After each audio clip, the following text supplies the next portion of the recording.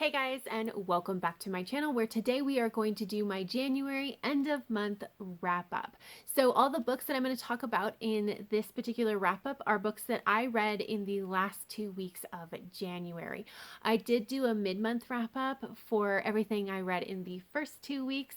I will leave it linked down below. And in that one, I talk about Throne of Glass by Sarah J. Maas, The City We Became by N.K. Jemisin, Defiance by C.J. Redwine, Aragon by Christopher Paolini, and the first 2 volumes of Library Wars by Kiiro Yumi. So if you're interested in hearing about my thoughts about any of those, I will leave it linked down below. But let's go ahead and jump right in. So first up we have Spinning Starlight by R.C. Lewis. So this is a young adult science fiction retelling of The Wild Swans, and we are following our main character of Liddy. She is part of the most powerful tech family in the galaxy, and she is going about living her life when she gets to a point and she realizes that all of her brothers, all 8 of them, have been kidnapped and they are being held, and when she finds out, she is basically taken, and they put a device on her vocal cords, and if she speaks, she will trigger a basically an explosion that will kill all of her brothers. And so she has to find a way to save herself and save her family, and the story goes from there. I already have a full-length review of this book, so I will leave that linked down below if you are interested in it. But I did really like this book. With one exception, I thought the world building was really solid. There was just that one thing that really didn't quite work for me, but everything else was really solid. I liked Liddy. She was kind of mild, but honestly realistic, and I just ended up rooting for her. Now, I do think that the brothers turned into this amalgamation of her family, which meant that when things happened that were supposed to have this emotional impact, it just wasn't quite as poignant when it was her brother, because she didn't have any special relationships with any of her brothers. It still had the emotional impact. It just wasn't as strong as it could have been. I like the structure of this, where we got chapters, and then at the end of chapters we had a 1 or 2 page flashback to Liddy's childhood, and in that, by doing that, we were able to contextualize some of the things that happened in the previous chapter, or foreshadowed what was going to happen in the next chapter, which I really generally appreciated. And overall, I just thought that this was an extremely well-balanced book, one of the better ones I've read in a long time, and I ended up giving this 4.25 stars. After that, I read That Ain't Witchcraft by Shannon McGuire. This is the 8th book in the Encrypted series. So the Encrypted series is an adult urban fantasy series which follows the Price family, which is a family of cryptozoologists. They study and liaison with and sometimes kill the monsters that we don't even know exist in our world. Now, this is also a shifting perspective kind of series, and in this one, this is actually our 3rd novel with our narrator, Antimony, or Annie. And so in this one, she owes a favor, and it's called in, and the favor is to kill a man, and she doesn't really want to do it, so she's trying to figure out a way to get out of it. That's the best that I can do. That is non-spoilery. So here's the thing. This is the 3rd book we've had from Annie's perspective, and we are switching narrators in the next book. So this is kind of the closeout for her, and it did serve as a closeout. There were a couple threads hanging from the previous 2 books, and we dealt with them in this particular book. But more than anything, Annie is the 3rd and final child in the Price family, and she really was struggling with her place in the family, and what did she even bring to the table. And at the end of this book, she's not perfect, she's not better, or she's not great, but she is better. She's much more comfortable with herself. She's much more comfortable with what she thinks her place in the family is, and I just generally appreciated that too. This book has an incredibly strong found family dynamic, which I adored. There was one aspect of this where, like, there was an event that happened in this particular book that I kind of struggled with a little bit. I didn't think we had quite enough of a foundation for it, but in general, I did really enjoy that found family dynamic.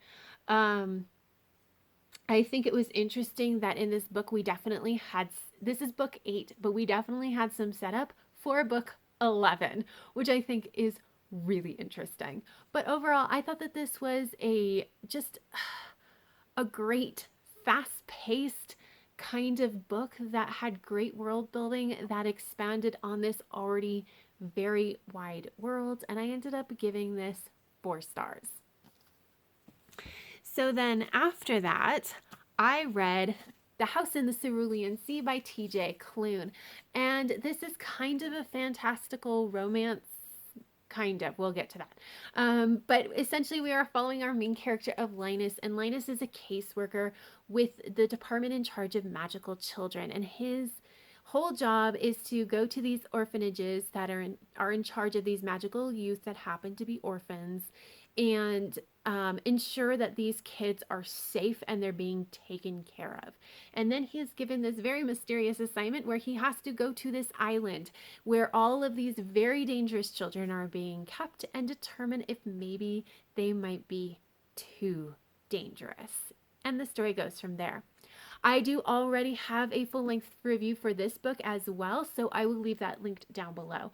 But so I said it's kind of a fantastical romance, kind of. So it's not really a fantasy. I mean, they're like, we have magical children and magical beings, and yet it doesn't really fit a lot of what we think of normally as fantasy.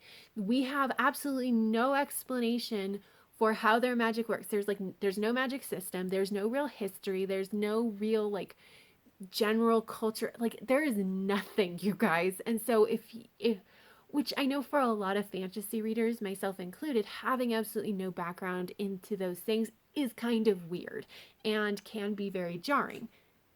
So it's not quite a fantasy and it's not quite a romance, because even though we do have this very beautiful romantic storyline, um, and even though that storyline definitely hits a lot of the beats of a traditional romantic story, there were some issues that where it's just like it wasn't the primary focus, and we just didn't get to know our love interest all that much. So it was just like not quite a romance either.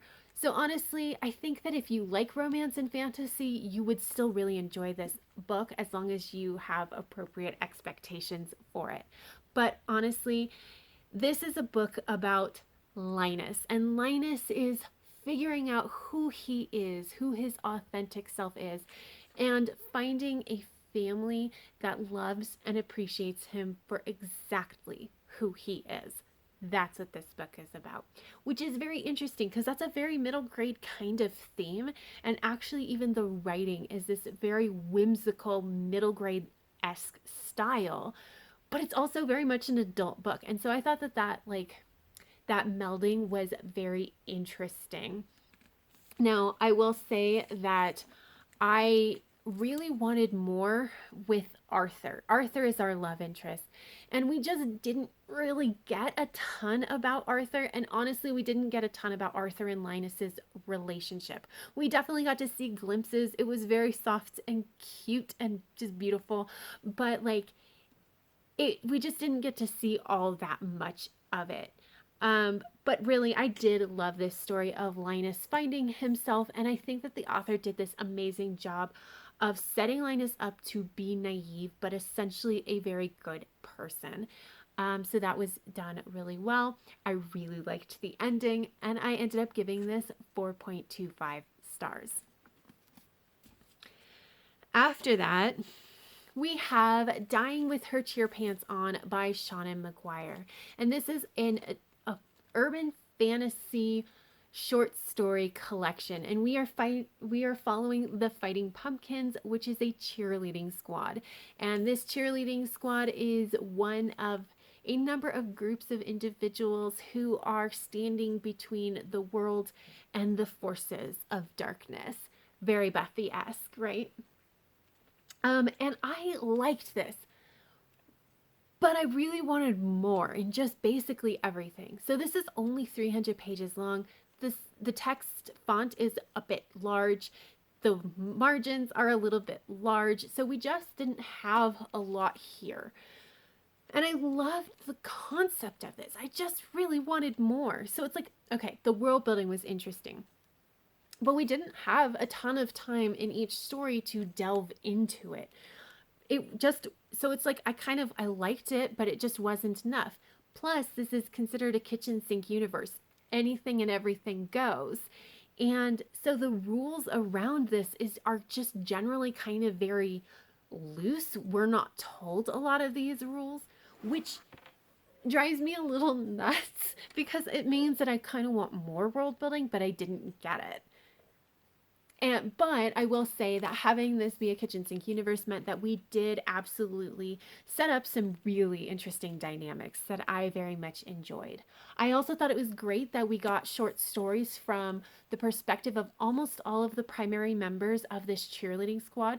The only one we didn't get a story from, she was an airhead, so honestly it's probably for the best that we didn't get a story from her perspective, but it just kind of helped. So we got to see like the squad, all the girls in the squad from a different angle each story. And then there was like one long story in the middle that was very interesting, very atmospheric, but it was from the perspective of somebody outside of the cheerleading squad. And this one ended up doing a lot of the heavy lifting for world building and character building because it was almost 100 pages long. And it was from that outside perspective. And so it really helped set up things. And so like I said, we just didn't get a ton, as much as I really kind of wanted.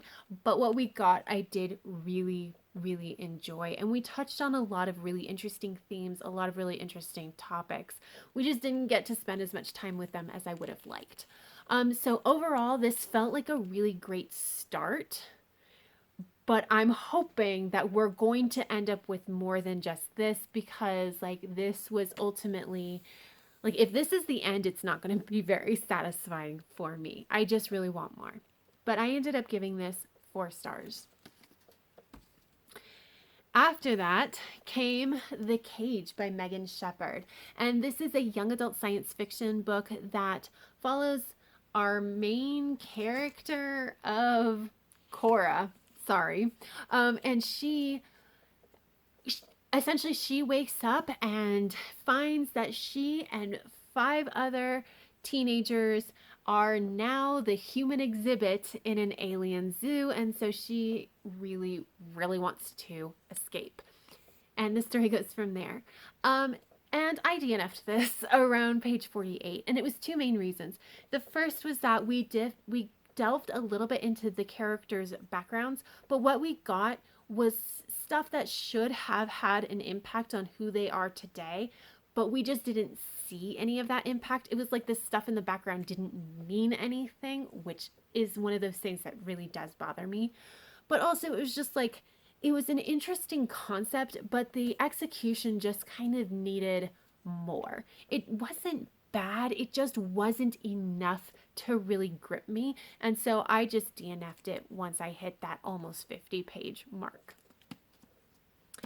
After that, we have Crown of Midnight by Sarah J. Maas. This is the second book in the Throne of Glass series, and this is a young adult fantasy series following our main character of Selena, who is a kingdom-wide renowned assassin, essentially. And in this particular book, she has become the royal assassin, and she is trying to figure out a way to balance what her conscience demands of her and what she is being asked to do as the royal assassin. And you guys, I DNF'd this around page 200. So here's the deal. I know that this series is super relationship dynamic heavy. Like that's the main focus. But my problem is that it wasn't just relationship dynamic focus. It was that there was so much drama And like I'm finding as I have gotten older, the relationship drama is the stuff that makes me really anxious. So like okay, you guys, I'm already sitting at generally a level 6 or 7 anxiety for my anxiety just in general, like with the state of the world. And this straight up put me over the top to the point where I had an upset stomach reading this, which is not good. And here's the thing, like I can handle relationship drama. I really can in other books. But the reason that I couldn't handle it in this book is because that's literally like all we got. 200 pages in, and she had barely done anything with what was supposed to be the main storyline. So it was all this drama, and it was everybody being really unhappy all the time because like they would like fix their stuff and then something else would immediately go wrong. And so it just really, I'm like, I can't do this. Like, especially because I remember what happens in the back half of this book. I'm like, I don't want to read it. I just can't. So I DNF'd it. Now, I did go ahead and look up like a general spoiler filled, but a general overview of where we're going for the rest of the series. And I realized I just don't care, especially not right now. And so I'm going to DNF this whole series actually, which it's not necessarily a forever thing. I may end up picking this back up later, but if I never do, I'm not really gonna feel like I missed out on anything either. So yeah, done with that series. After that, I picked up Heartless by Marissa Meyer, and this is a young adult fantasy not retelling, origin story for the Queen of Hearts from Alice in Wonderland. So this is following our main character of Catherine, and Catherine really just wants to be a baker, and then she meets the court joker, and then she thinks that maybe she would just really like to be in a relationship with the court joker, but unfortunately the King of Hearts really wants her to be his queen. And so the story kind of goes from there. This was actually a buddy read with Julie over at Julie H. And like both of us were kind of expecting this to be kind of like Cinder, and it's not. It is very much set in the world of Wonderland. So everything is very ridiculous, very over the top, which I personally just wasn't really that into. It didn't help that Catherine is just kind of dumb. Like, and then the story itself was like nonsensical in kind of a bad way. Like there was a point, so she met the Joker, the court joker, and she had her interaction with him, whatever, and she was thinking back on it later, and she's like, I should have less flirtations with him or something like that. And I immediately messaged Julie, and it was just like, what is she talking about? Am I missing something? Did she flirt with him? I don't remember that. And it was just like, no, that's not actually what happened at all. There was no flirting. So it was just that kind of thing, which I just did not generally like. And honestly, I actually ended up skimming. So I DNF'd this around page 100. I skimmed the last 5 pages and I was just like, oh yeah, this is not a story that I actually want to read if this is where we're headed. And so I gave up. We're like, I'm glad that we read it, we tried it, because now we know, but yeah, it was not great. After that, I did pick up Club Monstrosity by Jessie Petersen. This is an adult urban fantasy, and essentially we are following our main character of Natalie Gray, who is a Frankenstein's monster. She lives in New York City, and she is part of a support group for other monsters, where they gather to support each other and brainstorm solutions to problems and that kind of thing. And then one of the group members is murdered, and so they have to figure out who is doing the murdering before they all get picked off one by one. And this is a really interesting concept that needed a little bit of work because the writing itself was not great. Like anytime we needed to get background information, it was just dropped in a very, very clunky kind of way. However, I did think, again, it was an interesting concept. I really liked the group dynamic. The story itself was interesting. I will say that the romantic relationship just about ruined this book for me because it was completely unnecessary. It's okay. And I honestly didn't love the ending when we kind of figured out who the murderer was. Like, I was into it up until that point, and I was just like, that didn't really work for me. But honestly, this is a 200-page book. It was a really great way to spend an afternoon. I just don't feel any need to continue this series. And I ended up giving this book 3 stars. And then lastly, we have Library Wars. Love and War by Kiiro Yumi, based on the original concept by Hiro Arikawa. And I read volumes 3 through 8 in the last 2 weeks of January.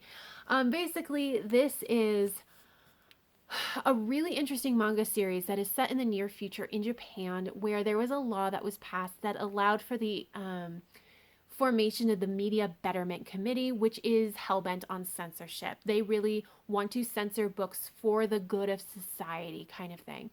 The library stands in opposition to it, and they created their own articles, some of which included being able to put together their own defense forces, their own militia of sorts. And so the Media Betterment Committee and the library are literally at war over books. Enter our main character of Iku Kasahara, and she is a member of the library defense force. And in the first 2 volumes, she was trying to figure out she was getting through training. And now in these volumes, 3 through 8, she is still to some extent doing some training, but she is more finding her place on this defense force team that she's on. I love this manga series. It is a reread for me, and it makes me so happy. So in these volumes, we did get chapters from basically every perspective, primary character perspective, except for Instructor Dojo.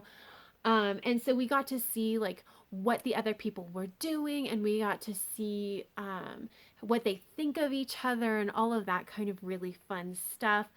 We did get some big reveals at the end of book 8, which I was really excited about.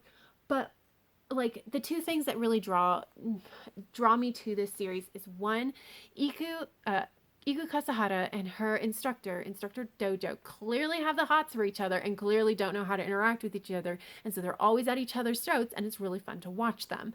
And it's really fun to watch everybody in the background just basically like be like, they're at it again.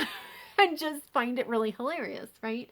So that's part of it. But the other thing is that we do get some really interesting conversations around censorship and like how to proceed, like what is the best way to accomplish your goals. We got one really interesting storyline about whether it is good or cruel to recommend a book that features a disabled character to somebody who has that same disability. And that's very interesting and I think very specific to more Asian, especially Japanese culture, their take on it. And so it's just a really interesting kind of thing. We don't get super in depth on any of those kinds of topics, but I like that we touch on them at all, and I just generally like it. I will say in volume 8 we do have a storyline that is starting up that surrounds a sexual predator in the hospital, in the library, not the hospital. But and I don't love how we're handling it. Like, it's fine. It's just not the best. But otherwise, I really like this, and I gave every single volume between 3.5 and 4 stars. So that is it, you guys. That is everything I read in the last 2 weeks of January, which was a lot of books to talk about. Yeah, there you go. Let me know down below if you have read any of these, if you liked them, you disliked them, did any of them pique your interest? Let me know. But that is all I have. So if you like this video, please give it a thumbs up. And until next time, have happy reading, and I will see you in the next video. Bye.